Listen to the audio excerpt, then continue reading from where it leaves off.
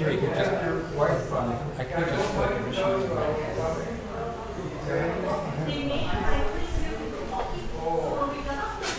I thought the dad was coming out of my eyeball.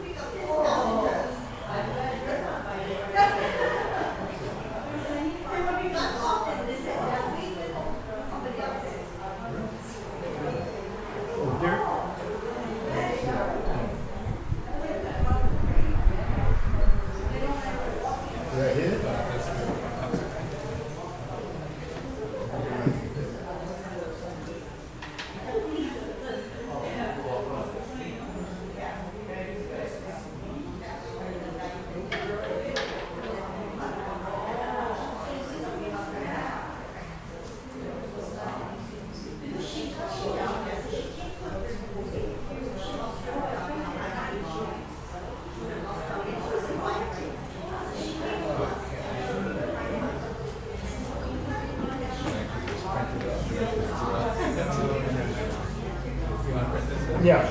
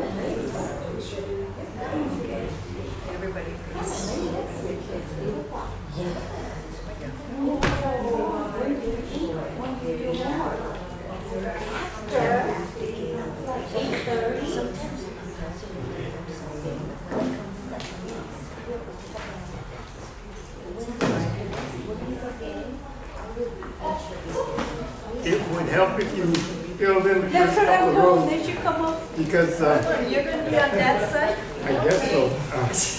No, I'd like some feedback, and it's not. I'm not going to lecture for 2 hours. Okay. Yeah, that's good. Facebook.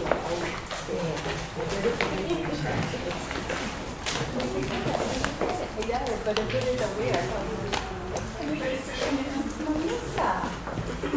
Hey, Melissa. Hi. How are you?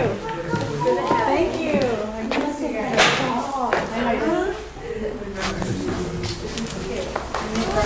Hey, how you doing? I'm Gary. Mitch. Mitch, good to meet you, Mitch. Thanks for coming. Thanks for coming. This is my friend. Hi, Hi, nice to see you. Hello. How are you? Learning any music lately? For myself. Hopefully it's printing out. And I have the other one that Carolyn sends, if that works. I even forgot I wrote it. I said, where did you get that? She said, you sent it to me. I think I did that some months ago.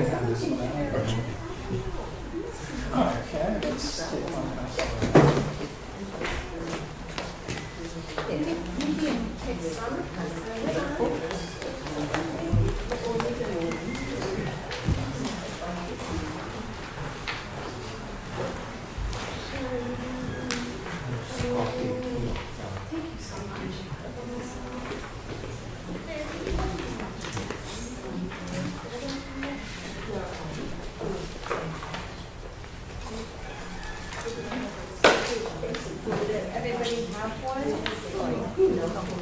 I don't have one.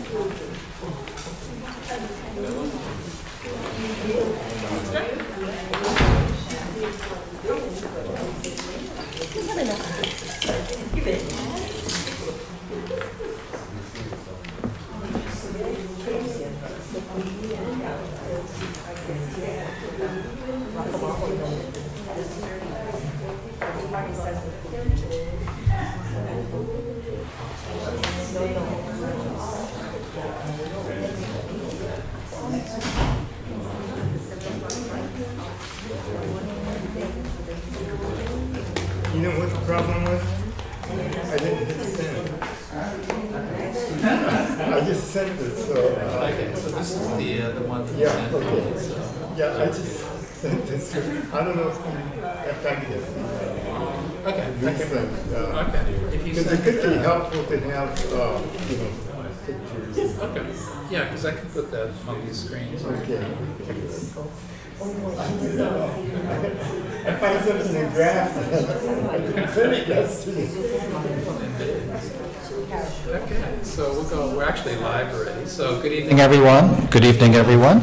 My name is Kerry Kiyohara. I'm the resident minister of the Makawao Honganji. I'm also the technical guy, so you're going to see me going back and forth between the computer and the live stream and stuff. We are live with the live stream. This is going to be the main camera for Reverend Akahoshi. There's one more here which will point to the audience if people have questions, etc. And there's one in the back of the room, so if you have anything on the back of your head, you might want to brush it off. It's my pleasure to introduce you to Reverend Dr. Kenji Akahoshi, who is a retired minister from the mainland, from the Buddhist Churches of America.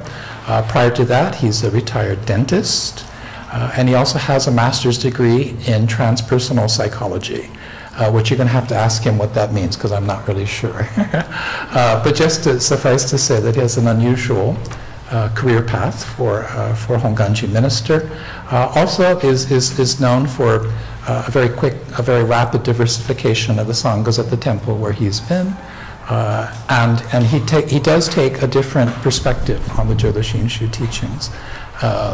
And so there was a handout, and he's also sent me his slides, which I'll try to integrate into the presentation. But with that as the introduction, please welcome Reverend Dr. Kenji Akahoshi. And I'm not prepared.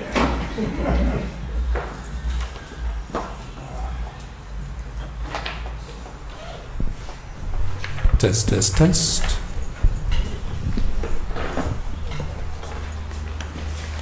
Thank you, Reverend Kerry. It's nice to be here in Makawao. I have trouble pronouncing some of the Hawaiian names or remembering where I've been. And I'm even more confused than usual because I've been I did the 5-day, I guess it's called the, what is it, Study Center, Buddhist Study Center 5-day program last Monday through Friday. And then I did a Zoom to Kauai, got on a plane, went to Big Island, Kona.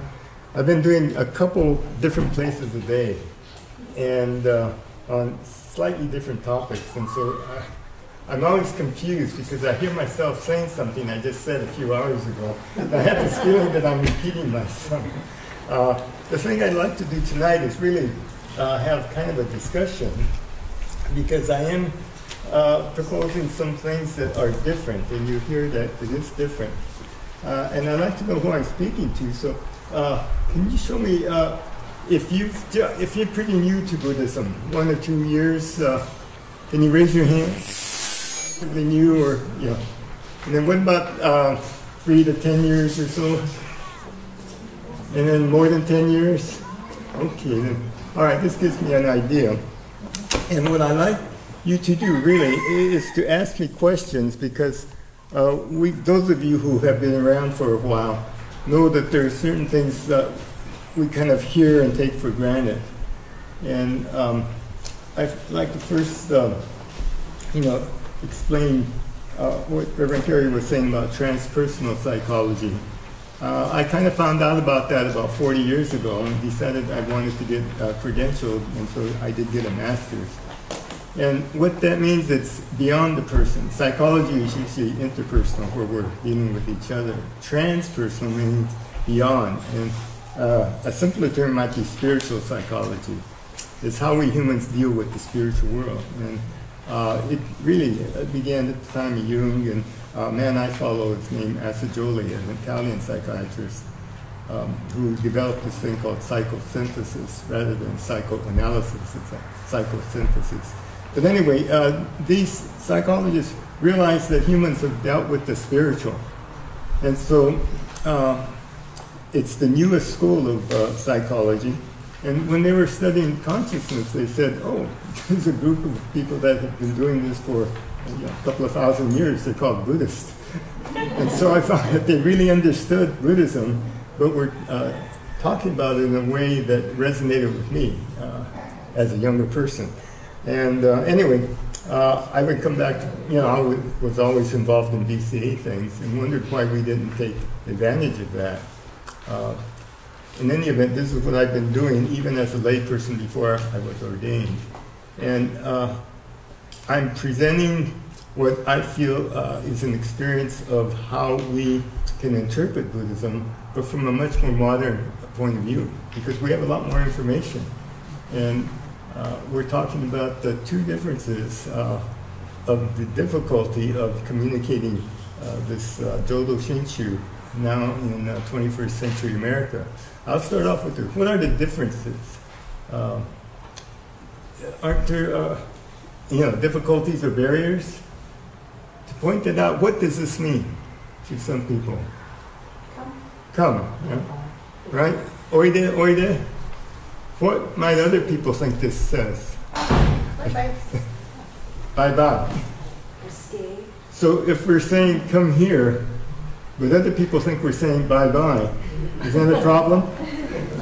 So that's one of the things that culturally, we're doing things that in an American culture, we're saying goodbye. And then we wonder why people come once and they seem to disappear. And so I'll be bringing out those kinds of things because, we had temples that were flourishing with young kids in the YBA and Dharma school, in the 70s, 80s, 90s. And I'm wondering, with that background in education, Buddhist education, where are they now as adults? And I think we're not the only group that I think many churches and other religious groups are losing, membership. And one of the reasons I feel is because there's a difference of the need of religion. And thank you. By that I mean, what was the deepest thing that was needed during, let's say, even Brenyo 500 years ago or 800 years ago in Shinnan's time? What were people concerned with? You know, if you were a farmer and you broke a leg, I broke my leg last year. I had to postpone this trip, but I'm here. If you broke a leg, you probably starved to death in your family, or you got an infection. And I know we would go to cemeteries for Memorial Day, one of these old cemeteries, and graves were very small. Lots of children died, either childbirth or, you know, in childhood. And so the concern has been with spirituality, death, afterlife, and that sort of thing, life and death. Are we so concerned with that now? Not so much, because I should be dead by now. But I waited to get some of the things I have until science and doctors figured things out. So I got a lot of artificial parts. I had to tell the guys at TSA, yeah, there's metal in here, my leg, you know, so I don't set off alarms. So we do see things differently because of technology and science and research and so forth. And so I think we could look at our own, you know, how we do things. Here again, my brain is saying, did I just say this? How many have you recently have shopped at Sears? Or Penny's? And you don't have Sears, Penny's? Yeah. Or Crest? No. No Crest. No. What about Amazon or the internet? Yeah. Oh. Now you see, things have changed in the retail world. Now, some of these companies are no longer with us. And so as a religious organization, unless we shift and see what the environment is, we need to accommodate and share our Shin Buddhism in a way that resonates. And we're not talking about the religion itself, it's the methods of sharing this. And I make a distinction here, which I just showed. There are two major things. One is culture, you know, that there's a vast difference between Japanese culture and American culture. And the second is time frame, that the earth used to be thought of as being flat, and now we see it's a universal world. And I guess this is being streamed. That would not be possible unless we saw the world in a different way. So these things are with us, but sometimes they're in the back of our minds. And so my major point here is that we need to really assess what we're saying and whether that resonates with people now.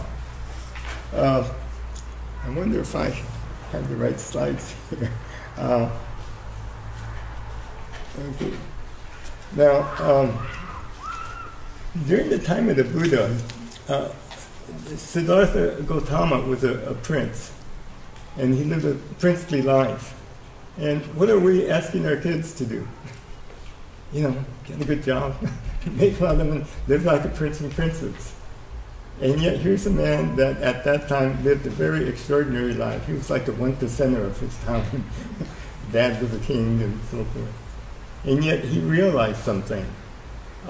There's sickness, old age, and death. And regardless of how rich or whatever position you have, you can't avoid those things.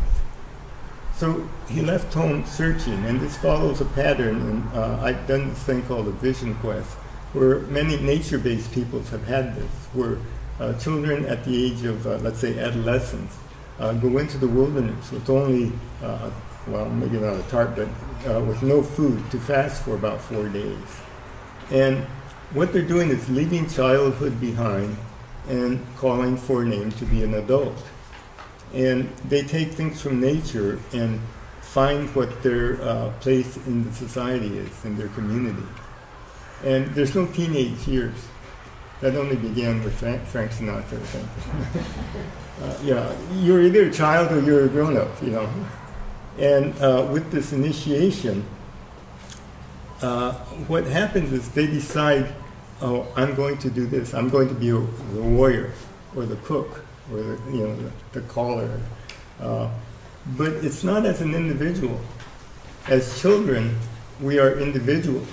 But when we pass this initiation, we become an authentic adult. And what that means is now we consider ourselves part of a group. And that is, I think, true in the sense of Shakyamuni Buddha. He was no longer a prince. He represented himself as being one with everything. Now, I give an example that we have some people currently, Martin Luther King, Gandhi, of course they're gone now, but Gandhi, what did he identify himself with? The country, India, right? So here's this one man that identified himself, an individual, with a group, all of India. I mean, Martin Luther King identified himself with all oppressed people. Those are big groups. So can we do that? Can we expand our ego to include all others? It seems like a big task. And yet, does anyone have children? Okay. Who's worth more, you or the child? Except during their teenage years. When we have a child, that child is more valuable than us. They are part of us. And so we expand our ego. And we may extend it to the family. So we automatically have this human instinct to expand our ego, to include others. And it can expand to a group, a larger family, extended family, or a community, a sangha.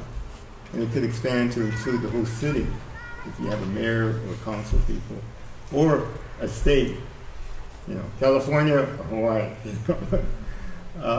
And it could expand where you feel you represent a whole country, and we have wars about those things, and young men go out to support their country. Their identity is with that whole country. Unfortunately, there are few people who identify with the world. And so what I'm saying is that often we hear that in Buddhism, we try to suppress or almost eliminate the ego. And from a psychological point of view, that's impossible. Technically, it's classified as being crazy. You need to build an ego with children.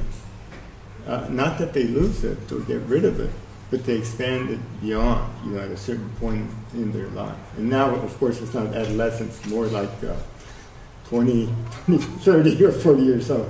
And there's some, some of the 8-year-olds who still act like teenagers. So it's not chronologically that something happens. But this is an idea, and I think the way we look at things is that there's growth from childhood, where the individual is what we call a survival mentality. And we all need that. But it extends to an authentic mentality, which means that we include others. And I think that's what Buddhism does when it says, the Buddha said there's no self.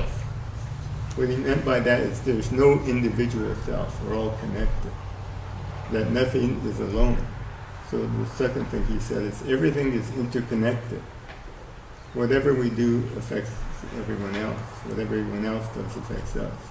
And we see that in science, where we have molecules and atoms that we know exchange, and everything can be exchanged that way. And we're finding that true with COVID, right? Everything can be spread. And so these things that the Buddha said might be looked at from a modern point of view.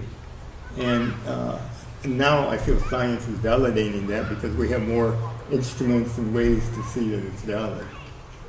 So this whole point, because we see ourselves, we know our bodies, but we might consider ourselves as a more mature being as part of a group, whether it's just a family or expanded to include more. So what are some thoughts on that? Do you find that true? I have a dry mouth condition, so anyway. Or does anyone have a question on that? I think you're, I agree with you. The notion of a larger connection. There was a Jesuit by the name of Bernard de Chardin who spoke in the 20th century. He talked about actually kind of a mind connection. Everyone's connected. Okay. Yeah, thank you. Yeah, so again, this is what the Buddha is saying with this word interdependence. We are interconnected, everything. Not only are we affected by every other thing, we affect every other thing. And then ecology, global warming, those are more modern concepts or demonstrations of this, what he talked about. So what is Shin Buddhism about? What is Buddhism about? I think what happened with the Buddha is that he was living a princely life, and he realized that he was not living in accordance with truth. So he had to leave it. He left ordinary life. And when he was enlightened, he aligned his mind with truth. I know that's, let's see if I can, everyone carry around? Yeah, I have trouble with, well, I'm not a computer person, as you can tell, but this morning I was at, where was I? Camuela. And I was juggling 3 different slides here. So, no, I guess, do the slides show up on here? Okay. Which one do you want? Let's see. It would be, this is, Gratitude. yeah, the 5-day. And it's right there. Slide 4 on that first, should be the first set. And it may sound a little, technical, or we have to think about this, but this is just kind of something to think about that's kind of a background. And so the slide will say, awakening process. Buddhism is an awakening process aligning the mind with truth. So first of all, a process is, I interpret as a practice, something we do until we can develop a skill. Aligning the mind, aligning, of course, is agreeing with a certain thing. Now, the mind, when we read mind in the Buddhist text, what it means from the Buddhist point of view are not just the cognitive, brain. Descartes said, I think, therefore I am. That's kind of a Western view, just the mind itself. When the Buddha uses the term mind, it means the mind, body, feelings, and spirit. So it means a being, B-E-I-N-G. And so it's aligning, what we think of the world to align with truth. Now that last word is easy. Truth, you know what that is? That, of course, is very, very deep. And I'll break it down to 2 things a little bit later. But one way to see this is that truth might be seen as the ocean, and often it's described as the ocean. Reverend Ken Tanaka has this book called Ocean.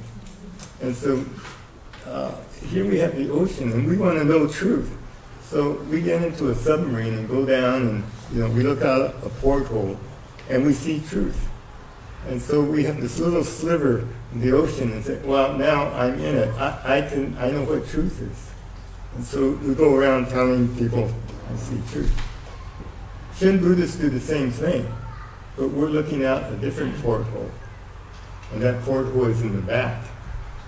And what we look back on is, how did we get here? And the way we got here is how? Parents, grandparents, other people. So the whole thing with Shin Buddhists is that we're looking out a different porthole, separate porthole. So even if you're next to me, you're seeing a different view. So everyone has a different perspective. So I can't have you come over and see my porthole, because if you do, then my view changes again. But the little sliver that Shin Buddhists have is of the past. And I want to make this point that, and we'll do a little exercise to see that. Shinran says, something about, I got too many papers. He says in the preface of his major work, Yogyo Shinsho, he says, how joyous I am, Butoku Shinran, entrusting myself to the teaching, practice, realization that are the true essence of the Pure Land Way. Here I rejoice in what I have heard and extol what I have received. He says, receive. And so I think this is a major point that you don't have to write a lot of things down, but we're about receiving, not achieving. And just to clear things up for the minister, I'm using E.T. Suzuki's interpretation of this preface, because in the collected works it says something like a theme. But anyway, B.T. Suzuki uses received, and I like that. So again, if we think that as Shin Buddhists, what we're doing is receiving, now is that aligning our mind with truth? What are we about? What are we teaching our children? We study, work hard, achieve. And Siddhartha Gautama had achieved everything, not by his work, but his father. He selected the right parents. And yet we're saying that. Is that aligning with truth? So I'm going to do a little exercise to see what is true. Are our lives about achieving something or receiving something? Because when I was younger, I felt, I was real proud because, as Reverend Carey said, I was a dentist, and I felt I got into one of the best dental schools, UCSF, go Bears. Probably not the best football team. Well, this year may be different, but anyway. And I knew I got there because I studied hard in high school and in college. I got okay grades and studied hard. Anyway, got into dental school. I didn't realize that history was happening outside because we had Haight-Ashbury and summer love. But I was inside, right outside the Golden Gate Park, doing my dental work, trying to graduate out of school. And so I was very proud. And then I got my degree and took the Air Force for a few years, and then started my practice. But it wasn't until later that I started to think that, I didn't even think about the fact that my mother had taken a full-time job from working at this Japanese store, Nichibei in San Jose, and took a full-time job at the children's clothing store. And then I remembered that my father had worked 7 days a week when we got back from Denver from the camp situation. And that he had lost the green grocery that he had started around 1940, I think, and lost it in 1942. So when we came back, I think first we had to go to Denver because we didn't have enough money, and then back to San Jose about 47. He worked as a clerk for someone else, and he worked 7 days a week. And, I didn't think too much about that before. And I thought about the instructors who helped us, who were donating, time. I think they got paid enough to pay their parking ticket at the school. But instead of working as a dentist one day, they would help out. And then how did the school get there? Someone decided to start a dental school. How did the university get there? People started that. There were people who donated funds. Okay, you can hear me better. So we want to do this little exercise and see, think about what you might consider the best position you have had, either in your career, in your social life, or in family life. You achieved something. You may have been recognized for it or not, but you feel, you really achieved this position. So we're just going to get quiet for a minute.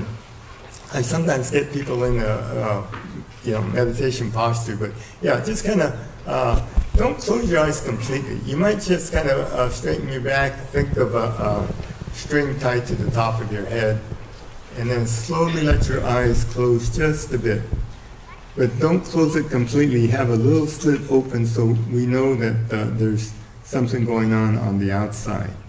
And then just breathe naturally. And we'll just do this for a few seconds, just to relax. And then I want to ask you to think about that position that you felt you achieved from, again, your career or job or social position or family. Just think of that. Now start to think about whether you just achieved it and whether there were others that helped you. So we're just going to take a half a minute to think about the people who directly helped you in reaching that. And you could think of the Academy Awards, where people are always going up and thanking their co-workers, the crew, sponsors, or producers. So think about that for about 30 seconds.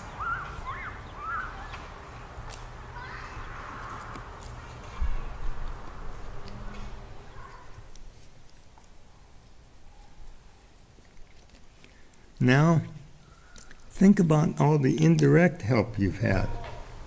Those situations, the schooling you had. I went to my elementary school named Horace Mann, and he was the man that apparently made public education possible. So, who helped you indirectly in providing your education? And even where you may have lived in the cities that made transportation safe, and the institutions.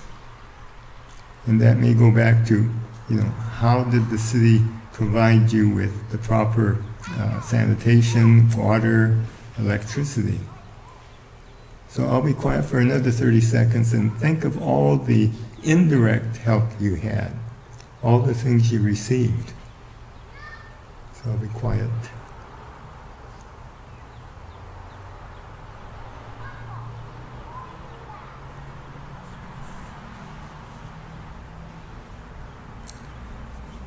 So now you can slowly bring your attention back to the room. Just get a sense of your chair, where you are, and the people around you. And at your own time, open your eyes and bring your attention back to the room. So what did this little exercise demonstrate for you? Your achievement, and it did require your skills and things that you did, your achievement that was there. But were there things that helped you, that you received? So what would people share on something about that? Everyone. Yeah. Family members, co-workers. I was in sales, I was on the front end of all these other people, manufacturing. People, manufacturing products, and then other people who supported me at headquarters and all this other stuff, and there were people that shipped it to my clients. So, and then school, those parents, all the teachers, so dedicated to help. Thank you. Others, how was that little demonstration? Do you see the ratio almost of what you achieved and what you received? So my question is, what is true? We're looking out one porthole and looking at our achievement, just like the Buddha or Siddhartha did. And yet he realized that living this luxurious life was not aligning his mind with truth. The truth is we're receiving so much from so many other people, and this is an example of interdependence. So it is our mind that tells us whether we're successful or not and why we are. So this is why I'm saying it's aligning our mind with truth. And one of the things we get so used to is the fact that I did it. It's all about me, when in fact we have been receiving this. What do you say when you receive something? Thank you. Yeah. So Shin Buddhism could be known as a life of gratitude, and we've heard that. Now, let me do a couple of things before the next step. We started with Nembutsu, but can you again join me in reciting Nembutsu? So for those of you who would put your hands together, and then I'll just say Gassho, Nembutsu Gassho, Namo Amida Butsu. Thank you. You can open your eyes. Now, what did you feel? Especially those people who may be new to this. What was the experience? What would be your experience if you were new and I said, say abracadabra? When we have words, if we don't have an experience with it, it's difficult. An experience, as I said, there's mind, including the body, mind, feelings, spirit. And so I want to bring that point home one more time. What does this mean to you?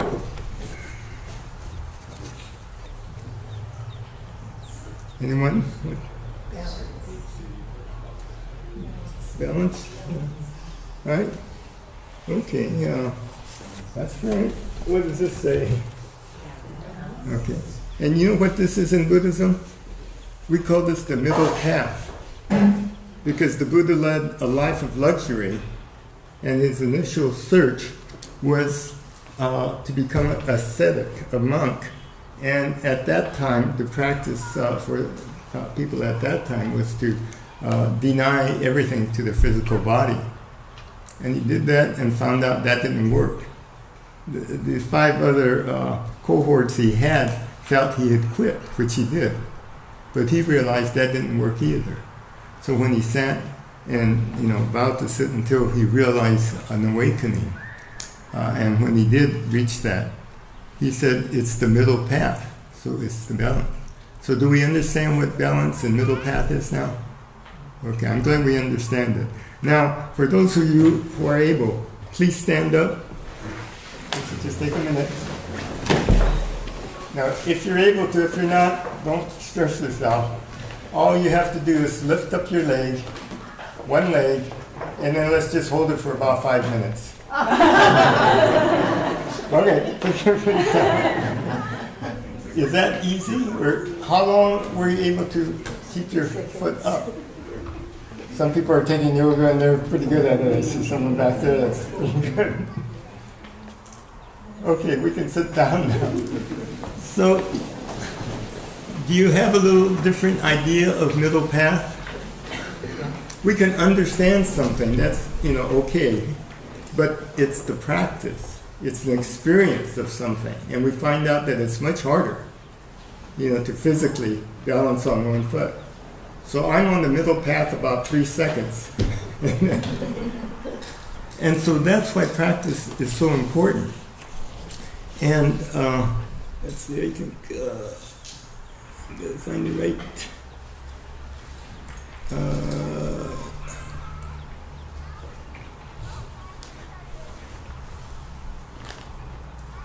I've got too many slides.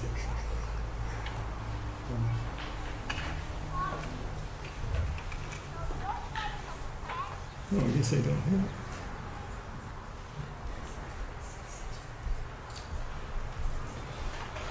it. Okay, if we could turn to, I can't read for them. That same, if we could go to slide number 8. Actually, 7 is good too. Yeah, a little self-effort, but mostly effort of others. That's that receiving. And then 8 is, this is, again, words of Shinran. And he says, one is naturally brought to the enter stage of the definitely settled.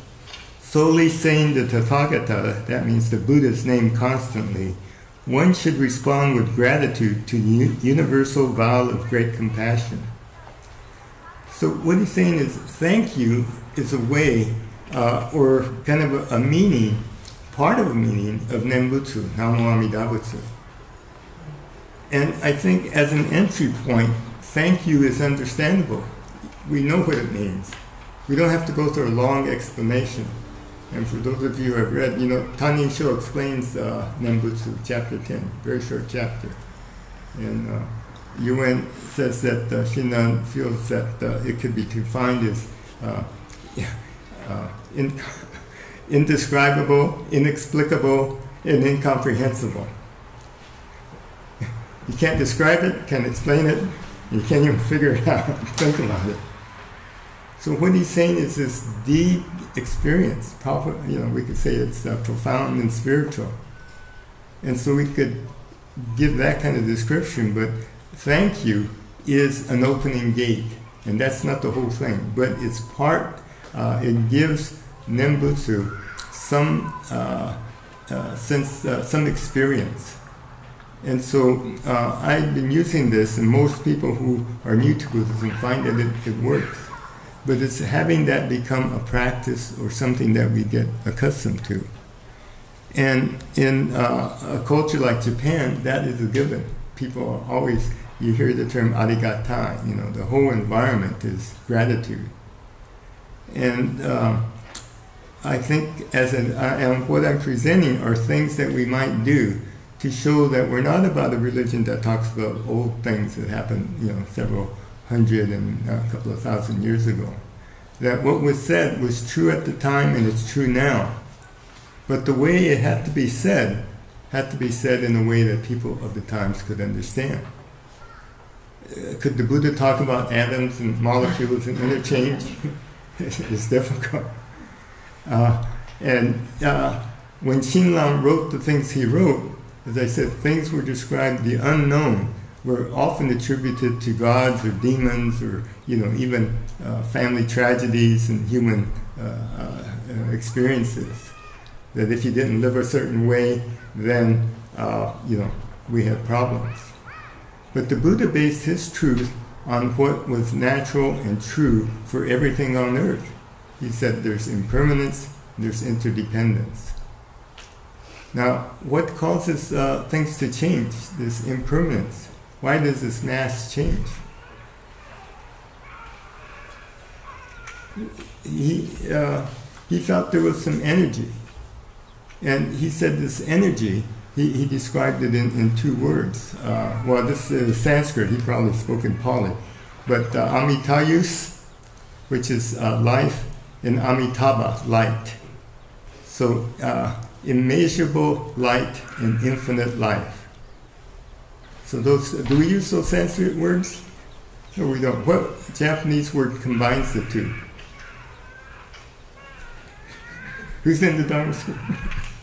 We use the term Amida. And Amida is what? Light and life. And it brings those two Sanskrit words, and we use one word that's Japanese. Amitabha, light, Amitayus, life. And Amida is light and life. And so we have a candle representing light and flowers representing life. And those two things are usually with the altar. And then we have an image of this Buddha, a human figure. And again, as I said, in those times, Shinran, the Buddha initially and then later Shinran, wrote things that people could understand. And it was very difficult to talk about this energy called light and life, although you have this representation. So eventually they had a human figure. And Renner would say that the characters, Namo Amida Butsu, the 6 Chinese characters, was preferable than a picture of a Buddha, Amida, or a statue of the Buddha. And although the statue or picture has representations of what it's about, there's still a human figure there, because that's how people could see things. And when you read and translate what Shinran wrote, he was writing for people of that time, and they understood things in a theistic way. And the Buddha, although it's leaning forward, meaning we're receiving this truth that comes to us. His robe is open at the chest, where his heart is open. The mudras he has says, come as you are, wisdom. I tell the young Dharma school kids that he's saying, you're okay. And we hear that. Come as you are, you're okay just as you are. We have all these signs, but we do have this human figure. But what Shakyamuni was talking about, and what even Shinran, was that this is some sort of energy, light and life. Now, if we bring that in a more modern context, a man named Einstein said about 100 years ago that what animates things is this energy, because he said all things on earth have form and energy, mass and energy, which means it's energy that changes mass. Now for humans, that means it's a body, and we might call it spirit for energy. So what do people feel about the word spirit? What comes to mind? Non-corporeal. What? Something that's non-corporeal. Yeah, so it's hard to pin down, right? Is it like Casper the Ghost? Or what about the Marines? What do they? What's their motto? Esprit de corps, the spirit of the corps. They have kind of an ethic where, I know as a kid, and it's probably true now, there's something special about the Marines. They're a little tougher than the Army, but they have this spirit, and you see that in sports teams. So the spirit is kind of not tangible, I should say, but that's what kind of energy is. And yet, when we put it into light and life, yeah, we see that energy. But again, what Einstein is saying is that everything has light and life. Now, Reverend Kerry, can we have the second thing that says Kamuela? Slide, let's see. I guess we could start with slide 5. And yeah, sorry, I didn't have time to put it all in one box.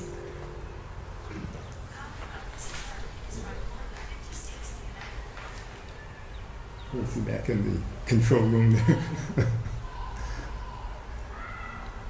Well, what it is, I have slides that just kind of show that the two Sanskrit words equal Amida, which is another term we could use is life energy.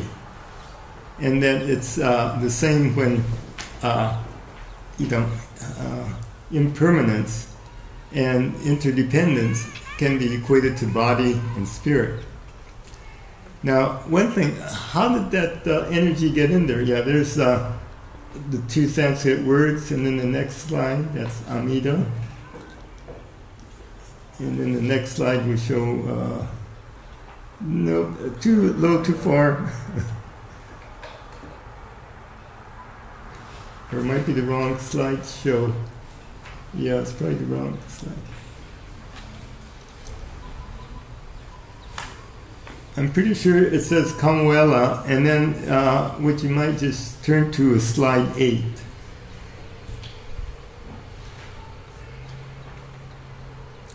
Well, what we have to, that makes it a little more sense is what happens when you burn a log? What do you get? Ashes and what else? Heat and light. So that's energy, mass energy. So how did it get that energy? As a small tree, we'll have the next slide. It had a seed or nut or whatever it is. And if that seed got water, air, carbon dioxide, nutrients, that seed became a small tree. And then as it continued to grow, it received energy. And then it became a big tree. And when that limb is burned, that energy that it received gave back that energy. So again, this is what Einstein is saying without going through a lot of physics and math. So what else is on the earth? I think they're called humans. And so we have the same. In the next slide, 10. And we start off with, whoops, no, it's the wrong, sorry, I got the wrong thing up here. But I think if you can find that Kamuela set, it would be slide 10. But as babies, we take in nutrients, right? We receive milk, water, air, sunlight, and food. So we grow, and little babies grow fast as little children. And, my grandsons grow quickly. And we receive all that until we get, to be big children and young adults. But humans also receive something else besides just physical nutrients. We get information. We get feelings, experience, ideas. And so we have this special quality where we're receiving much more than our bodies growing, our personalities, our brain, all this is happening. And so we're special in that we have this thing called consciousness, which the consciousness is what can allow our brains, our minds and body and being to align with truth. Most other animals aren't able to do that. They do it to a limited extent. But they're not able to build a house so they don't get rained on, or build these vehicles so they can go to one place to another quickly. But we humans have that ability. And so it takes time, but we're able to receive all this. So as adults, what might we do? Like that tree limb, share this life energy. And so basically what I'm proposing is that we think of how we might share this life energy. And, you know, again, as that baby, where did we get this? Looking out the back porthole. From parents, grandparents, and ancestors. So let me give you a poem that Mitsuo Aida wrote that tells us, you know, how special it is for each of us. And he says, my father and mother, altogether 2. Parents of my father and mother, altogether 4. Parents of parents, altogether 8. If I count in this way back 10 generations, altogether 1,024. That's what me is. And then he says, what about back 20 generations? To my surprise, over 1 million people. And I counted back another 10 generations because 20 generations might be about 500 years or the time of Renyo. 30 generations might be about 800 years at the time of Shinran. So I calculated back, you know, with a calculator. And to my surprise, from 1 million after 20 generations to 30 generations, it has taken 1 billion people. 1 billion people to make each one of us separate. This is not, you know, this is not mythology. And if the planet now has about 8 billion people, 1/8 of the world's population was required to make each one of us, just back 800 years, and it goes back further than that. So now you see how special it is that we're born, that we receive this. And Aida continues here, and he says, from the infinite past, a life baton has passed on. Here now I live with my baton. This is my life, this is your life. So each of us has a life baton that was passed on to us for at least, you know, it took 1 billion people. And now we have this life baton. And the question is, what do we do with it? And that is the life of a Shin Buddhist. And we'll get to this at the next phase. But this is how special it is. And I'll reiterate this again later, but we are reminded of this with the 3 treasures, which we read many times at our service. Rare, difficult, and wondrous is it to be born into human life. Now I am living it. Rare, difficult, and wondrous is it to hear the teachings of the Buddha, the Dharma. Now I hear it. If I do not wake up now, when will this happen? And so we have our life baton, and we might have a bucket list to see a lot of the world, but we might also have in this bucket list something about sharing, you know, what we have received. Not so much in the form of physical things that we want to pass on, but the spirit, this energy spirit. And so I want to finish this first half with your thoughts on this word, energy spirit. Does that fit with an image of Amida Buddha? Because for a long, long time, again, because of the writings and the way things are written, Amida seems to be this human type figure. And it's because, again, people at that time, that made sense. And now today, like waving, you know, saying goodbye instead of come here, a lot of people are not accepting some sort of deity controlling our lives. and this is why many religious groups are getting smaller, because we're too, we feel we're too sophisticated. That may not be true, because there's something called spirit, and I'll get into it in the second half. So, but to bring this idea of Amida, life energy, light and life, into our lives, is that an acceptable, I don't know if it's more acceptable, but this is what I've been using.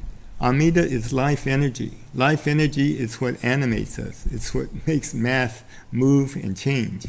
And life energy is that connects us in interdependence. Right now I'm spreading life energy. I give out a thought, and you're receiving a thought.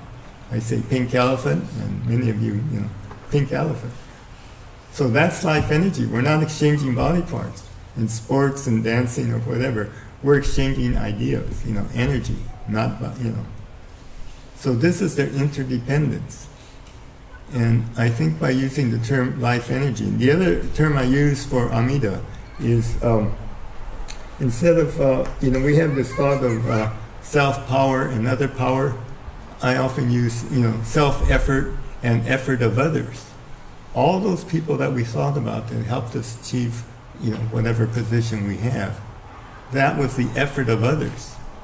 We could also think of that as life energy that flows through all of us. So, just want some thoughts on this, and then we'll take a break. What are thoughts on? Yes. I've heard the concept of the key, which is, I guess, more of a physiological one, as opposed to what you're talking about, something more non-corporeal. When you talk about Amida, how would you differentiate these two? I haven't thought about ki in that way. Ki is energy, but I guess it would be concentrated. Anyone, martial arts person? They might be able to describe it more. I was not a martial arts person. In martial arts, Aikido, directing that energy. Yeah, that energy. And there is something... It's very real. You can right. do things or real tests that show that... Right. I hope to see... I was seeing Roshi Tanoe in Choen-ji, in Honolulu some years back. And he was an amazing man, and it said that he's a man that would come around once in a generation. But he would do things that required ki, this energy, and it would surprise, it would be like magic. But, and then the whole thing with like Aikido, moving, and you see these movies with samurais just moving, smoothly. That is real, because I had a friend who took Aikido when the master came here in Japan, and it went up from 3rd degree, 5th degree, 7th. Each time 3rd degree member came,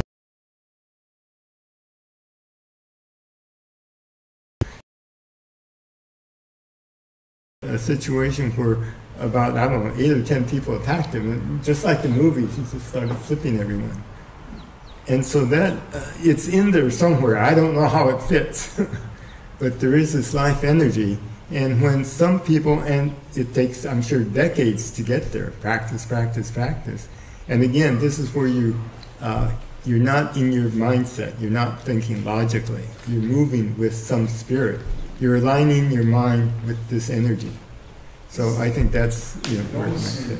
Rather physical, it was a simple test you could do where you would get the smallest person in the room, a child or a woman, and you have them put their arms up like this, and then you get the 2 strongest guys to grip under there, and then you'd have the person think up here, and they'd go right up, and you'd have the person take at their center, which is about 3 finger widths from your navel, which is the center where the key is, and the person would suddenly be significantly heavier to pick up.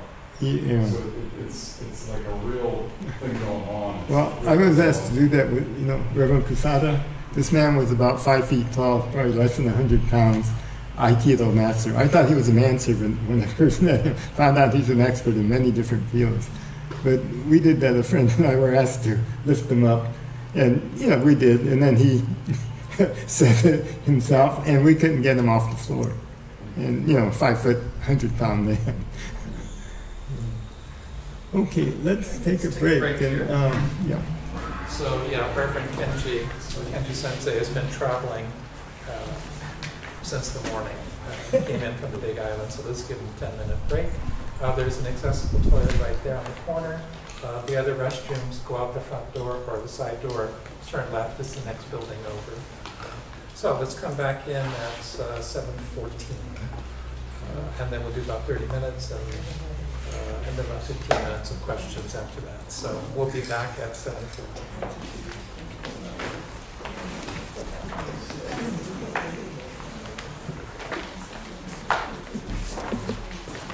Also, there's coffee and tea out there. Thank you very much to Diane and everybody.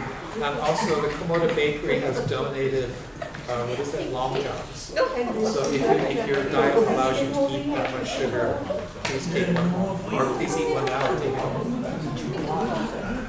What about sugar? Coffee is supposed to be good. Yeah. So we absolutely separate. Not doing it, Yeah. control. Yeah.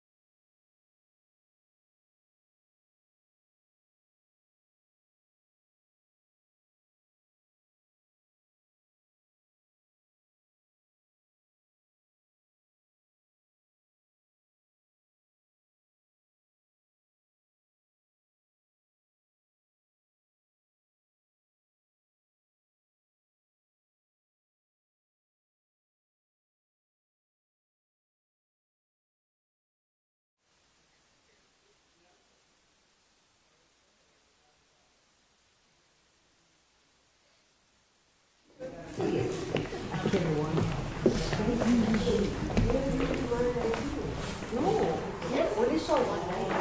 No, it's 2 nights. 2 nights. On that thing, I only show one. Where did you see it? For our I can't, you know what, their schedule just changed.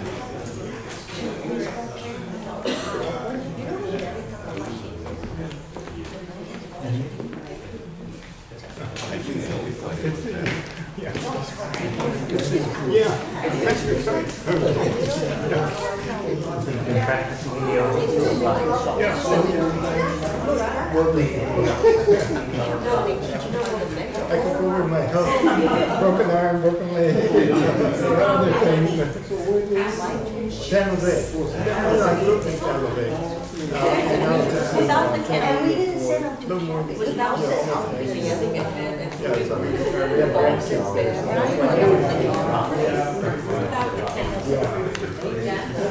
Do they need to go?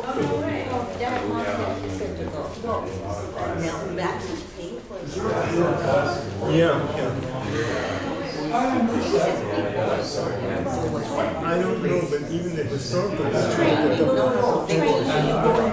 footprints were throwing the chair, umbrella, but they never had a pocket until 20 years later. So I don't know what I'm going to have to start with this. But that's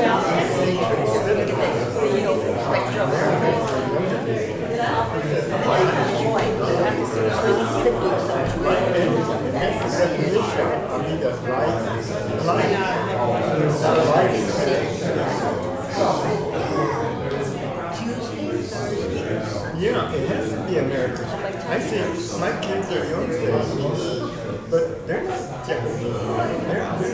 They get committed. There's no need to commit. It's in America. Up here, they look Japanese. American. We're not just talking about not making. Especially my grandkids are not. My grandkids are Japanese, Italian American. And you know, many family, but unless we, like I said, it's up to sharing what is best, rather than going into doctrines, which is too complicated. More of that is for,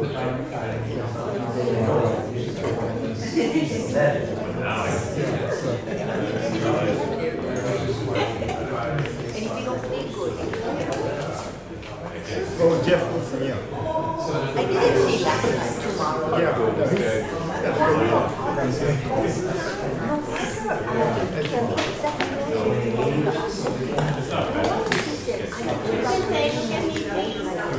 really cool. Wait, shall I run inside and get I think I killed the microphone.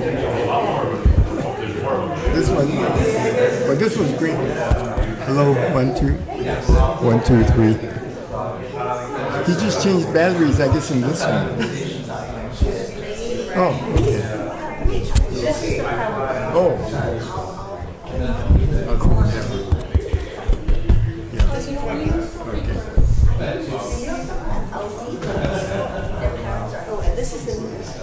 Oh, is that what it is? Okay. Hello, 1, 2, 3. Yeah. Yeah, I think this one's working. I don't know about that. Okay, thank you very much, ladies and gentlemen. We'll be back. We are back. With Reverend Kenji Akahoshi. So, we've got like 30 minutes. So let's let Sensei wrap up, make his conclusion, and if there are questions or discussion, we can move to that. But hopefully let Sensei go home at 8 o'clock. And if we'll let you out. If anybody's going to be driving back toward Wailuku to the Maui Beach Hotel, if you can give them a run. Oh, there's a girl. Murakami Sensei, thank you. Oh, thank you. So, yeah, and then we'll be doing that. So, ladies and gentlemen, please welcome back. Okay, I just want to review a few things because I have my little aids here. What we're talking about is going from me to we. And the other phrase I say a lot of is what we're doing is shifting from please to thank you. A please is the desire for things that we don't have to thank you, appreciating everything that we do have. So it could be very simple. You know, if people were to ask you, it is about appreciating what we have. Again, to balance the desire for what we don't have. So we don't have to get, that is doctrine. You know, we don't have to get into all the things that Shin may have said. And that we think in terms that we're all part of a group. And we need that opposition. Because what duality is, you only can have up if you have what? Down, or in, out. You can't just have good. And I think our society is about being good, but you need bad. Life has to have death, and that's what's called duality. So for people who want to be enlightened, it's like they want to, fulfill their desire for just peace and quality, tranquility. In Shin Buddhist, we say, no, when you wake up, you find out that there are problems and solutions, and this is balance. But that's real life. It's not this idea of, I'll go to this pure land. I like to use the term pure realm. A realm kind of means it might be a state of mind.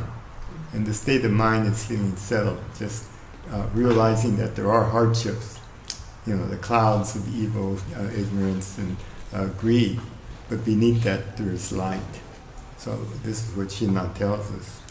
So anyway, those are the little devices I use to help people, be aware of that. So I want to point out, what we as Shin Buddhists do and kind of look at our services to see what we are doing, whether we affirm this notion of life energy. And this is the season of Obon. What is Obon about? Yeah, ancestors, right? And each of us has at least a billion. So there are a lot of ancestors. And yet we kind of think, oh, that's just, but that is reality. Again, it's based on what is true in the real world. And this temple, although we have a lot of memorial services, to an outsider, they may think, oh, that temple's all about death. They're always talking about people who died. These services are for us, the living.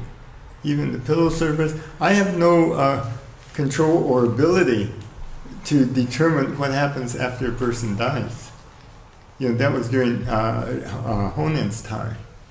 So if I get there right after the person passes, I still don't have anything. So I was recommending in San Diego that rather than me rushing and having this service and chant for perhaps 2 people who were there, that they postponed the pillow service until the next day, perhaps at a mortuary, because some hospitals, have you have the body removed soon. But the next day, relatives could come from Los Angeles or Torrance or wherever, and you might have a dozen family members because that service is for them, And then we have Shotsuki. I don't think that's called that in Hawaii, but people who die in the month of August are honored, where we read their names and people come up and burn ashes, burn incense. And we've had families in San Diego who are not of Japanese descent, so their parents were never Buddhists, but they said, gee, can I have my parents' name included? We said, of course.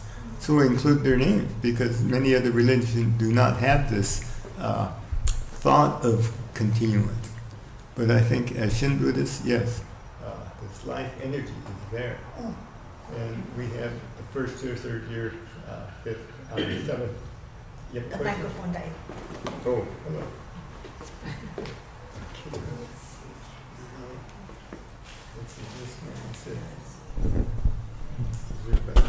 This one's back. I'm killing off microphones left and right. Okay, and so we have these many memorial services. So 25 years after someone passes, we still have a service to remember them. And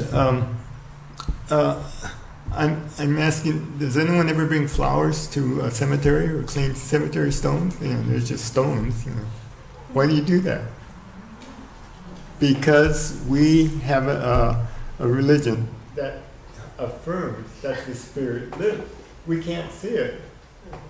but we have these things, pictures of our loved ones in our home altars, obutsudan, not in but around.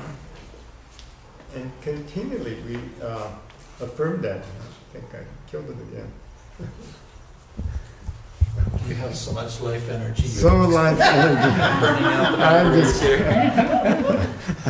just culling off things here.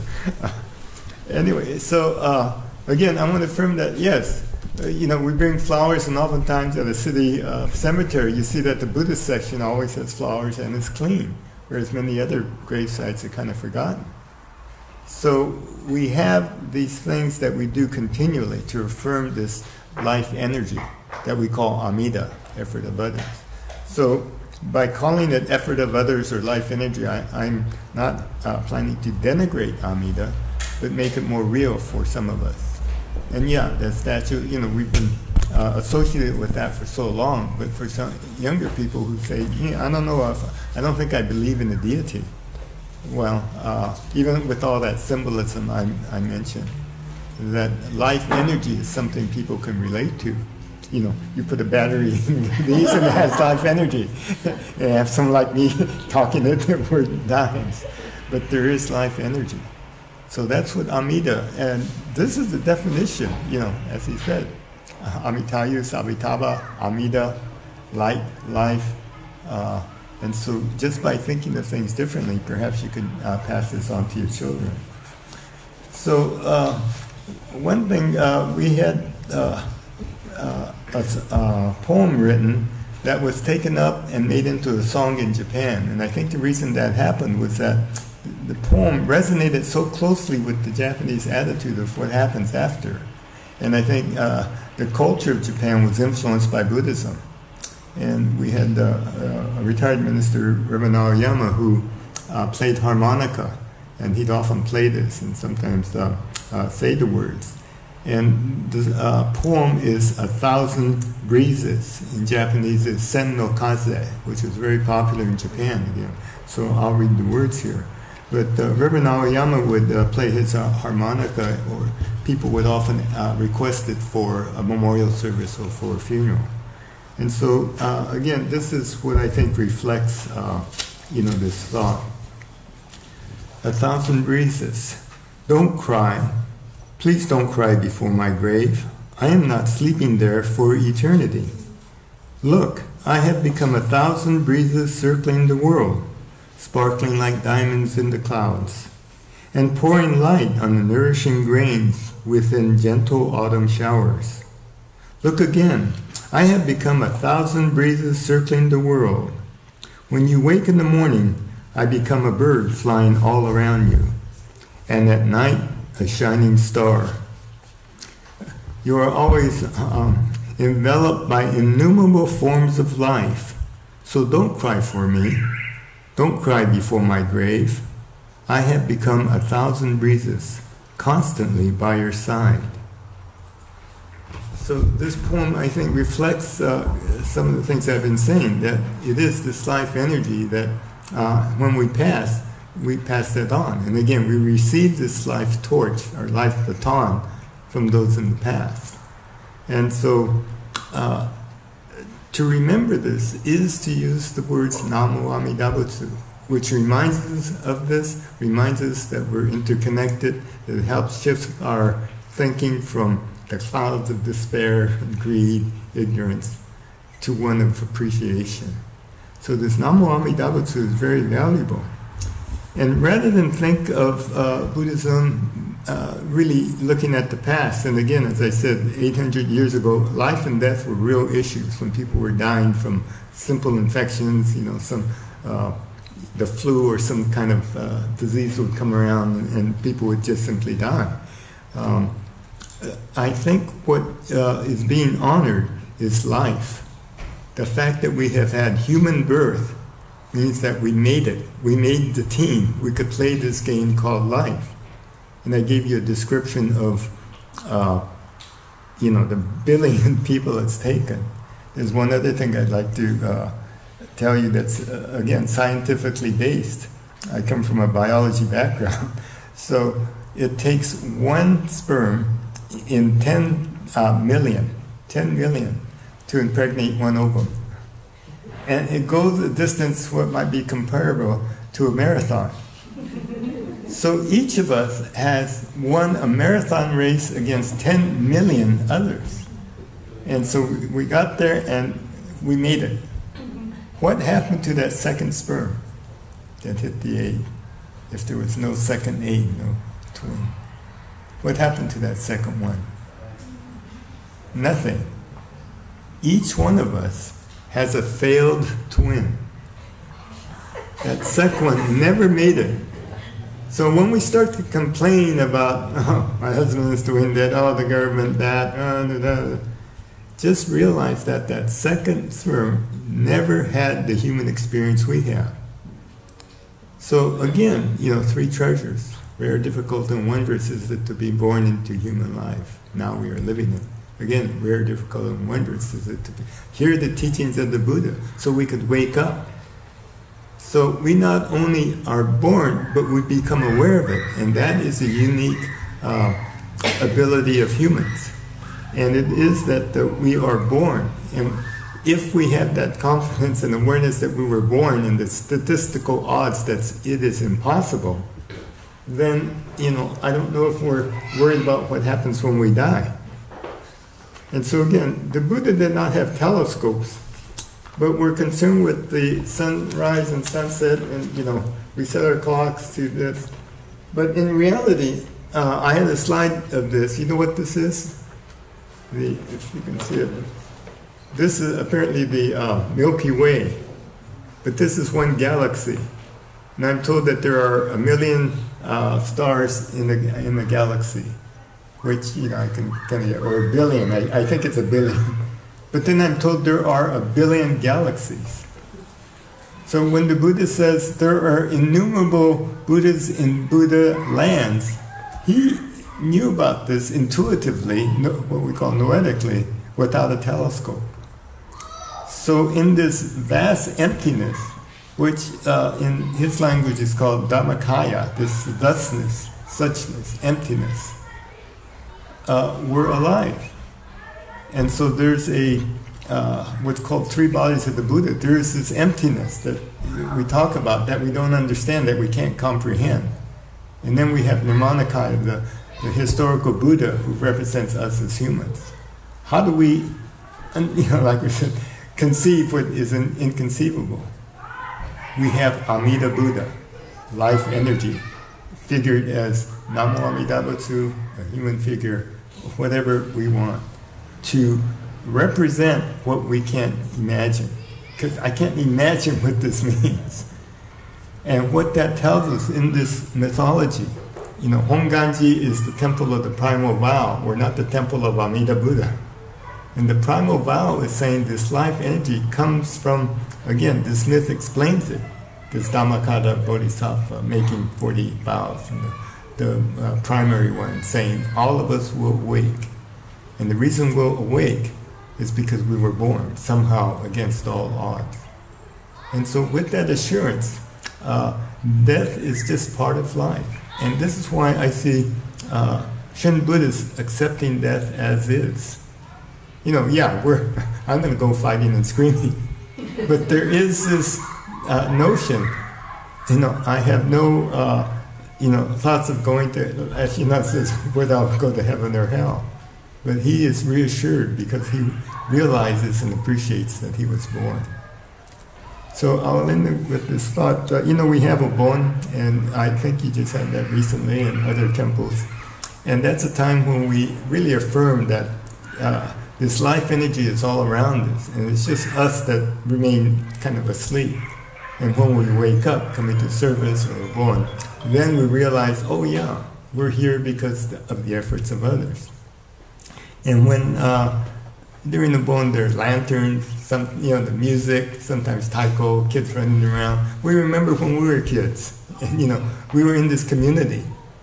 Shin Buddhism happens, I think, in the hospitality outside. It happens here, but it is when we exchange life energy with each other, and with those in the recent past and those in the real distant past. So it's on and on. And I'll end with I realized that people aren't too aware of P.J. Hirabayashi's Enjanaika. It's she's and Roy, her husband, started Sensei Taiko over, I think, 50 years ago now, because they celebrated. And she developed a song and dance, or one dance, and it's called Ei Janaika. Translated, I translated as Ain't Life Great. Reverend Abiko, I guess, said it was, Isn't Life Good? I like the colloquial version. And what this dance does is, like Tankobushi, it demonstrates the life of the Issei, toiling in the fields, in the mines, perhaps fishing with their nets. And, it took this something for them to persevere all the discrimination, all the hardships. And yet they were able to say, Ei Janaika, ain't life great? And so now, as you see young people dancing, and we have a lot of people just joining in who aren't with our temple, but they enjoy this, they respond back, Ei Janaika, ain't life great? So I think that's part of Nembutsu. Naman Dabs, Ei Janaika. It's not somber. I have another talk where I talk about it being like a spiritual hug. Hatred, ignorance, and greed. H-I-G. When you say Namanda, hatred turns into humility. Ignorance, Namanda, turns into understanding. Greed, Namanda, turns into gratitude. H-U-G. That's hug. A hug may not, resolve something, but it feels good. And as I said, we take in hardship, all the negative things, but there's this, spiritual hug, just by saying Namandam. So we have this beautiful way of encountering life and feeling supported with that. So please join me in expressing our deepest appreciation for human life itself and for the teachings that wake us up to it. Nembutsu Gassho, Namo Amida Butsu, Namo Amida Butsu, Namo Amida Butsu, Namanda. So I'll accept easy questions.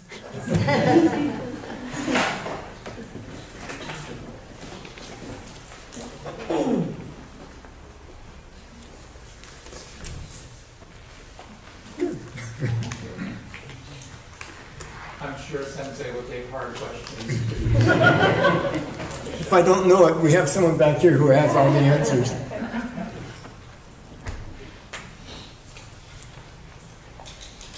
How do people feel about some of these definitions? One of our concerns is, as I said, it's the methods we've been using to communicate. And it's just not leaving it to the minute. It is each of us. I have a friend member that says, everyone should bring a friend, or it could be a family member. Now, why should, they may say, why should I go? Explain definitively. Why do you come? And I think the best answer is from one of our members, is a gal named Elena. She's not Hiki. She's Mexican-American. And I was asking, why do you come to temple? And she said, it makes me feel good. That's the best answer. The doctrine is in there. It makes me feel good. And I think that's what we experience. And we were talking about a bone and getting people, it feels good to work hard for, a week or whatever, for no money, for being a member of a group, to enhance a teaching. And we feel happy doing it. And Shinran always talks about great joy. So sharing this life energy is great joy. But we have to get that in our minds, that this is part of what we do. When we just concentrate on the body and buy all those products that are on TV or the internet to make your body look better or to be healthier or to look good, buy this clothes or eat this food, the Buddha is saying that is, in a sense, building ego, which means what? Ignorance, hatred, greed, ignorance, But then when we look at our spiritual side, which is part of us, then we enhance things by sharing it with others. So it is this thought that we are all interconnected. When we chant, we have individual people coming in, and one of the first things we do in temple is chant. You know, if we have 20, 30 people here, different individuals become one voice, different tones, different sometimes pace, different pronunciations, close, but we chant, and so we become one. But we also become one with all those who chanted in the past, and that could go back a few hundred years. So this is, again, affirming this life energy that flows through all of us. And chanting is one of these things that we realize, you know, we're sharing. So. Yes? Mm-hmm. You know, the statue of Amida Buddha. Yes. Is there a trend toward replacing the statue with... I don't think so. That's why I'm saying what I'm saying. But that's one of the things, you know, in my work with transpersonal, that, you know, in the 70s and 80s, well, it was true from before that, but Paul Tillich and there were other Christians that were saying the death of God. And what they meant was, you know, not God itself, but the theistic, the Michelangelo, you know, in the Sistine Chapel reaching down the bearded guy, that guy is dead. But the Spirit of God lives. And these Christian theologians were really looking at that human, you know, we in the 20th century at that time, and there were people before that, with Nietzsche and so forth, were saying, we're, in a sense, feel we're too sophisticated, and we know what causes earthquakes and floods and so forth, and so we don't need gods anymore. And so they're saying that God is dead. And so, and what I'm saying is, we don't just have to rely on a human image of a Buddha. And thinking in more current terms of life energy, you know, does that help to spread what we're about? Instead of us being the Asian Christians, you know, instead of Jesus there, we have this Buddha. So I don't know, you know, someone asked me when it started, I'm not sure. But I know the historical Buddha was not represented in human form for a few centuries after he died. You may see in museums there's a throne or footprints or an umbrella that represented Shakyamuni Buddha. And it wasn't until a few hundred years later that some, you know, figures started to show up. And then as it moved to different countries, he looked, you know, depending on what Asian, you know, in Gandhara, which was probably in Afghanistan, he looks very Roman, you know, the robes, yeah. So again, we represent, you know, our deities to look like us, you know, in a way. So again, it's symbol. Yes? One thing, when we upgraded our Mototsudo years ago, we're trying to decide what kind of altar we would have. And so the Reverend at that time said, you don't need an altar, you just have Namu. Yeah. So we actually had a carving of the words up on the wall. We don't have a statue. Yeah. Have you been to any of these stores in Japan? I was recently there. Is it Matsubayashi? Anyway, the company that builds altars, yeah, they don't have any of this. It's all sleek. Black lacquer or silver, you know, and the candle holders and flower vases. It's all very modern, ultra modern. And again, in our complicated lives, this pure realm is simplicity. If you were toiling in the fields 500 years ago in the mud and rain, you wanted the gold. You know.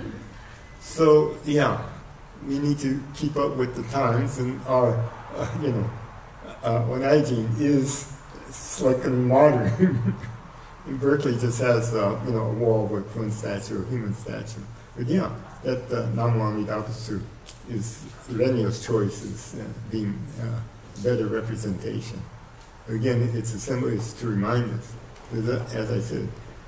And many of you might remember your grandparents. Namu Amida, Namanda, Namanda. Not just for happiness, but all kinds of different things. It's Namanda, happy for life, you know. Eijanaka. Yes. Can you make the connection with your idea of the life force and the pure land? Okay. Yeah, there's Okay, I think Pure Land was used and we interpreted Pure Land, but land has a geographic connotation to it. And I've been using Pure Realm, meaning it might be a state of mind. And that, again, all these things are words and thoughts. And that's why I say, you know, like standing up and lifting up one foot is an experience of middle path. I mean, we say, I understand middle path and balance, but when we lift up our leg and actually do something physical, then we realize it. So all this, the spirit or energy around us is hard to describe. And we have to use words or some way to, you know, promote that. But even if we describe it very well, it's not quite it. You know, it's not quite what it really is. And I'm not sure I know exactly what it is, and even the words I'm using, you know, probably, you know, life energy, life spirit, that may not be the right words. As I said, the word spirit, people have different ideas of what that means. I use, for an example, Shinjin. What does Shinjin mean? Of course, it means faith. Well, after a while, no, it's not quite faith. True and trusting. Oh, yeah, that's better. And then after a while, true and trusting isn't quite right.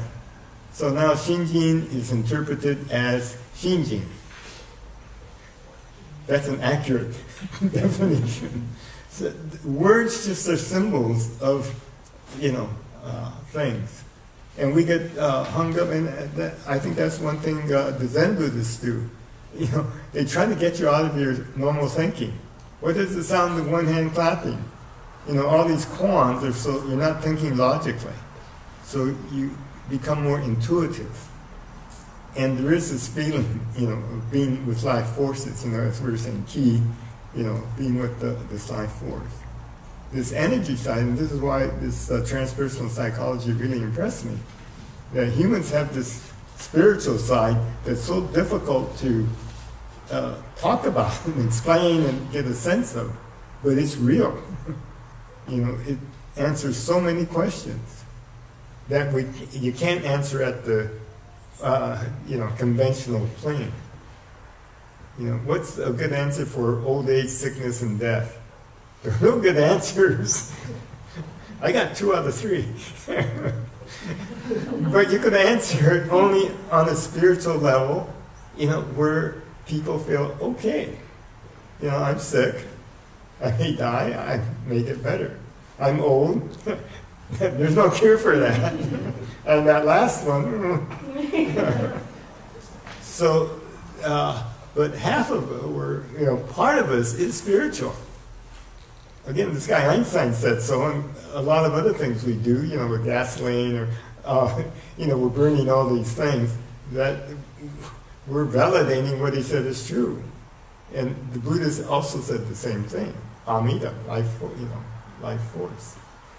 So, yeah, it's just that we have to be careful with words, that we don't just literally follow words. Anything? Yes. I'm just going to mention that you had mentioned one of your Sangha was Mexican American. Yeah. And every time I go back to Southern California and visit different temples, it's obvious that the diversity of the Sangha is at a different level than here. Let's put it that way. One of the things I did notice both at Senshin and I've heard Orange County as well, San Diego as well, that Hispanic, Mexican Americans, Hispanic, Latinos, you know, are actually a big chunk of growth. Culturally, I mean, I was Mexican culture, Hispanic culture seems, you know, Catholicism, it seems kind of far away from Chodo Shinshu. In your experience or your observation, what is the appeal to Hispanic, Latino? I'm not sure, but it is, you know, family. The one thing, like the Day of the Dead, is kind of similar to Obon, that, you know, they go out and have a picnic at the gravesite. And again, yeah, I don't know. People have joined, you know, like San Diego, from different backgrounds. And when I was in San Jose, I was doing a discussion group, and we had a couple of young Islamic people in their 30s, I think, and just different backgrounds. It's just that, in a sense, although I say it's not logical, it is logical. It's based on, kind of facts that we know are true of the earth. And people like that, As I said, we're so sophisticated now, we just don't go with belief. Believe what I just said tonight because the Buddha talked to me last night, and this is really true. So, but you can go out and he said, test it out yourself. The Buddha said, don't take my word for it. Test it out for yourself. In other words, experience it. So it may resonate with you, it may not. But I know a couple of people in San Jose that were my good friends passed away, and they didn't go to the Dharma school. They came they were Japanese Americans, well, Filipino American, I don't know. I don't know ethnicity sometimes. Sometimes people ask me, well, what is the ethnicity? I don't know. I just, but they didn't have a Buddhist background, and yet something resonated with them. And so I don't know. I can't answer your question, but yeah, people have. It seems to make sense to some people, and like Arturo. I don't know if I mentioned this. Arturo Rubio is the guy that translates Reverend Harada's telephone talks into Spanish. So you can call and have English, Japanese, and Spanish. He's enrolling in IBS. We're talking about helping Yakima. Yakima is down to 20 members or something.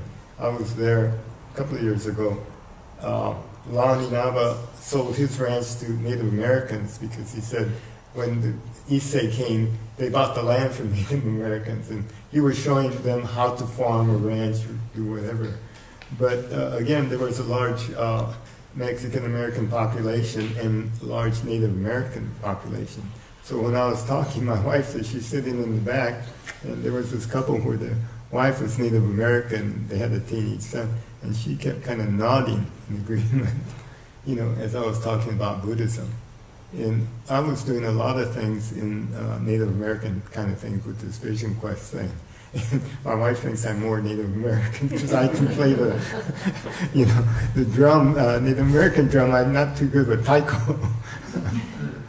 So there are, things in other religious, traditions that are similar, but some things resonate with some people. So I'm not, and what I learned at this transpersonal school, you can't, I used to think, oh, Wicca, believing in, witches or whatever, and yet that area of spirituality is special. We can all be Buddhist or, Methodist or whatever, but when it comes to that spiritual time, it's individual. You're not going to believe what I believe as a Buddhist. It's, I just honor each individual's experience of what they think religion is, or spirituality, I should say spirituality. It's just different. And so I honor, whatever they're feeling. And it might not be Orthodox Shodo Shinshu, but it means something to them. So, that's important. Other thoughts? Is there any more donuts? Well, we have come around to 30 seconds before 8 o'clock, so this would be the scheduled end time for the event. Let's all give Reverend Akahoshi a hand. Thank you for sharing your experience and wisdom, particularly at the end of a very long day for you. Again, thank you very much. And this was sponsored by the Buddhist Study Center, which is part of the Honganji Mission in Hawaii, and also by the Maui Honganji Council, so the Honganji Buddhist Temples of Maui. So thank you very much. And to Makawao Honganji, thanks for the coffee and the hospitality. For Honganji members, tomorrow we have another session with Dr. Akahoshi, looking specifically at membership, ways of appealing to new audiences, etc. And this is intended specifically for Honganji leaders and members. But everybody else, if you'd like to attend, you're certainly welcome to. But this discussion will be kind of focused more on what we can do as a temple. So again, thank you very much to all of you for coming. Thank you, Kenji. Hopefully you'll get some sleep tonight. So again, thank you.